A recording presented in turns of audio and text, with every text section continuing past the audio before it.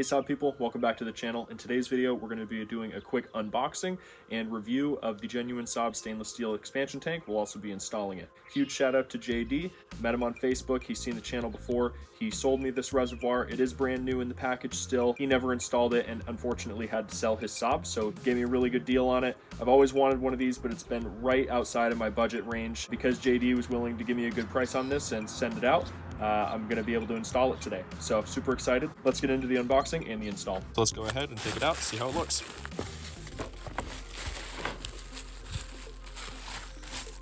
All right, this thing is pretty. I like that. Fortunately for me, JD actually purchased this with the Mishimoto expansion tank cap on it. So now I'll actually have something to show my support to Mishimoto. Welded up beautifully, very well made. It's got the genuine Saab logo right here on it. And this thing is nice. It's pretty light. It's actually pretty light for being a stainless steel tank. So very excited for that. Brand new level sensor in it as well. And it looks like it also comes with a fresh O-ring for that bottom seal that it connects into. Now that we've seen this, let's go ahead and check out the old one that's still in the car, remove it, and get into this install. The stock tank is made of plastic and sits right above the exhaust. Because of this, it can crack easily. Now this is especially worse in my case because I took off the shields that protect it from the exhaust. First thing we're gonna have to do is drain the coolant. Now this is gonna be different depending on what your radiator is. Mine is a Mishimoto that I installed. If you haven't seen my last video, go check it out. But this radiator is working out excellently for me. So I'm gonna go ahead and just pull my drain plug here. For you stock and DO88 guys, you're gonna have a drain plug. In the US, on your passenger side, you're gonna have a little twisty that goes over here, and you're gonna have to untwist that. And it is lefty-loosey, it's not reverse thread or anything strange like that. Go ahead and pull off your hoses that go to the expansion tank. You can just pull them off the tank side, but I'm gonna pull them all the way off because I'm gonna opt to replace the self-setting clamps that go on there that are stock. I'm gonna put on some adjustable clamps that I can tighten up however I would like. One thing worth mentioning about this install is I do have my battery box already removed because I've done a battery relocation, so this is going to be much easier for me. Something you may have to do is remove your battery box and get rid of your turbo shields in order to make this install much more efficient. As I mentioned before, my underhood setup is quite modified compared to a stock setup, so I will put in a link down below a stock replacement of this entire expansion tank. It's an older video on my channel and it goes a bit more in depth on how to do this. Right now, all we're going to do is pull forward and up on this at the same time, and it's going to release from the two tabs that are on each side of it. Make sure before you start pulling that you remove the blue plug for the level sensor underneath.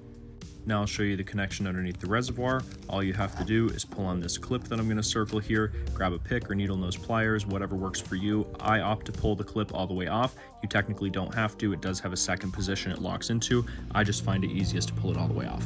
On the original reservoir, you can see this split down the middle where it's fused together from the factory. It ends up cracking open here almost every time and will end up leaking. Now I'll show you where it came from here. This is where it sits in, and this is the pipe that it connects to. Down inside here, there is an O-ring. It is a little tough to see, but if you get your face real close, you can see it.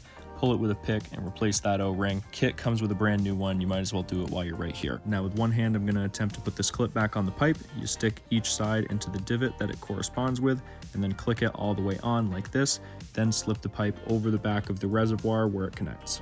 You want to make sure you really pull on this to get it on there. It'll click all the way into place. You'll feel it snap into place and you won't be able to pull it back off.